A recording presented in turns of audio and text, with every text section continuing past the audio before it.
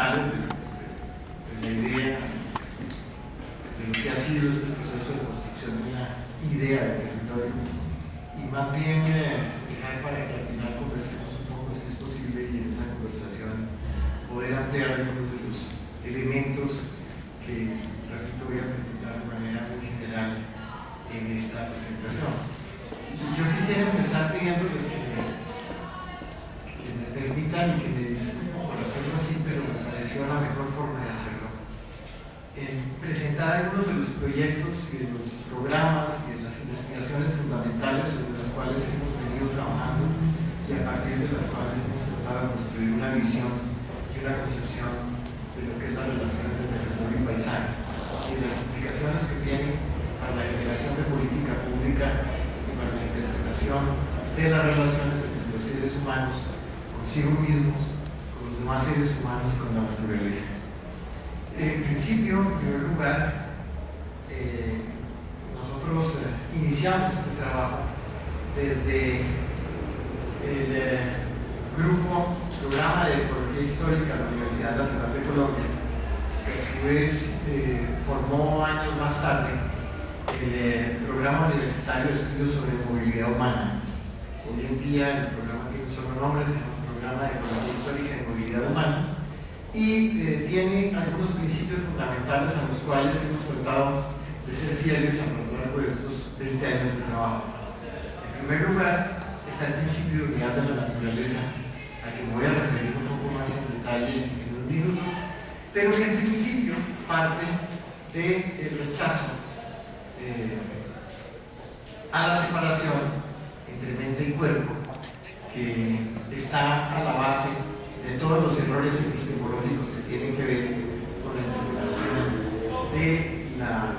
relación entre los seres humanos y la naturaleza. Y desde luego el rechazo de esa misma separación entre naturaleza y cultura, tratando de mostrarnos como dos ámbitos que la mejor de las interpretaciones parecerían paralelos y parecían que intercambiaran posibilidades de esas posiciones paralelas. El segundo principio con el que hemos tratado de ser muy consecuentes de nuestro proyecto, de nuestro programa, durante estos 20 años también, es el principio de diálogo entre saberes, que se basa en 3 grandes niveles de interacción. En primer lugar, el diálogo entre las ciencias sociales y las ciencias naturales.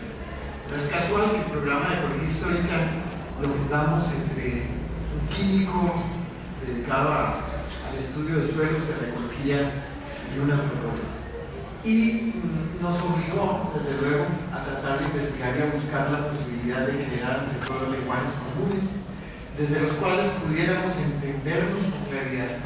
tener la seguridad y la confianza de que estábamos hablando de lo mismo y por lo tanto poder intercambiar y construir en un mismo ámbito de significados, de sentidos y desde luego de lenguajes.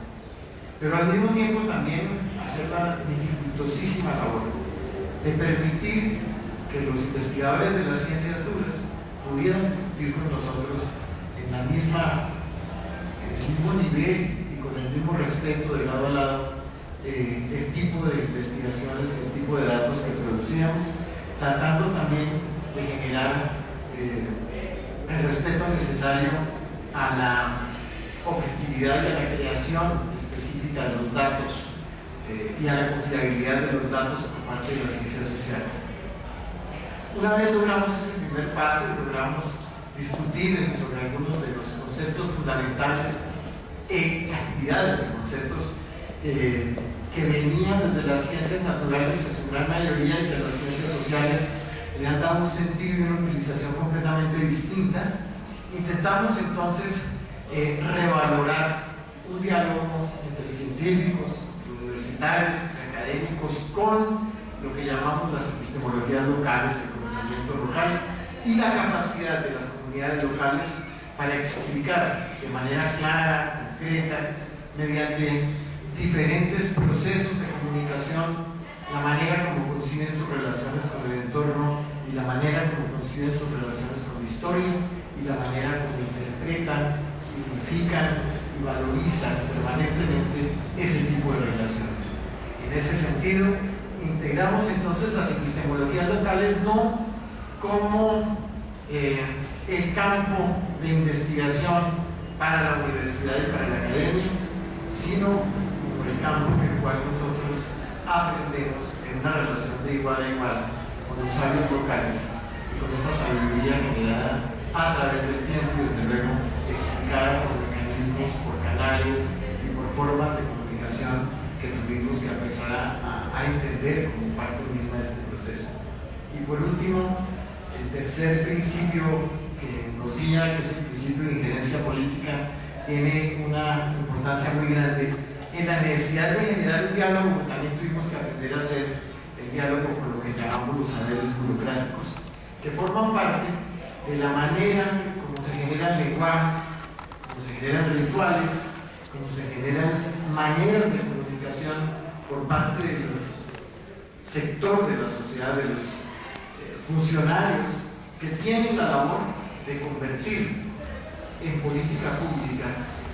de llevar a la práctica política pública, a través de política pública, las reflexiones que nosotros hacíamos desde otra perspectiva a través de lo que significa el territorio y sus relaciones. Como decía, por último, el principio de injerencia política, que para nosotros ha sido fundamental y que prácticamente nos impone una obligación que hemos tratado de respetar, y es la de no llevar a cabo proyectos en los que no tengamos la seguridad que vamos a tener las posibilidades de tener injerencia en procesos de toma de decisiones y en procesos de transformación de políticas públicas desde la perspectiva de nuestro propio trabajo. Eso también implica un aprendizaje fuerte e implica desde luego una manera de concebir el trabajo académico un poco ligeramente distinta a lo que tradicionalmente hacemos los académicos en la universidad. Detrás de todo esto hay un personaje que para nosotros es muy importante, muy valioso y que cada día seguimos aprendiendo de él, que es Gregory Bateson, y que es el trabajo tan importante y la reflexión tan importante de Gregory Bateson sobre algunos de los aspectos claves de lo que es nuestro trabajo. En primer lugar, no sé si los colores sean legibles, discúlpenme. ¿No se alcanza a ver? Es una lástima, pero tengo mucho en esos colores. Pero bueno, la idea de que el cuerpo, estoy muy lejos del computador también para poder. No, déjame, mejor me hago allá. Creo que me siento más. Me hago allá para poder.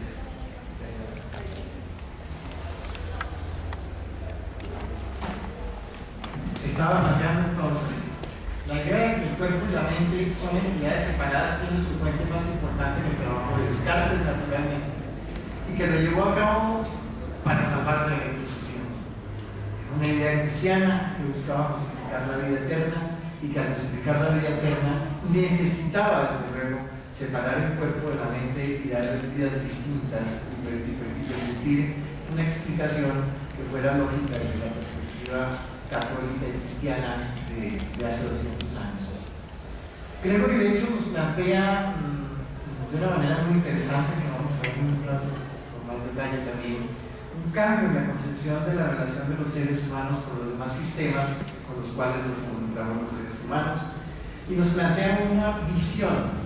de la realidad a partir de su concepto de ecología, entendida desde luego como un sistema de relaciones, entendida como la disciplina que estudia las relaciones y que estudia los sistemas entre los distintos componentes de esas relaciones de los seres humanos con sus entornos. Gregory Bateson es un personaje muy particular. Discúlpenme que hable unos segundos, minutos de Gregory Bateson y de su trabajo. Gregory Bateson tiene una serie de condiciones específicas y muy particulares. En primer lugar, es hijo de William Bateson, que aparece a la izquierda, que es el personaje que tiene dos cosas muy importantes de William Bateson. La primera fue el que inventó, uno de los críticos más importantes a finales del siglo XIX de Darwin, de la teoría de evolución que Darwin había tratado de componer en aquel momento. Y fue el creador de la palabra genética, del concepto genética y desde luego la disciplina de la genética. Y la otra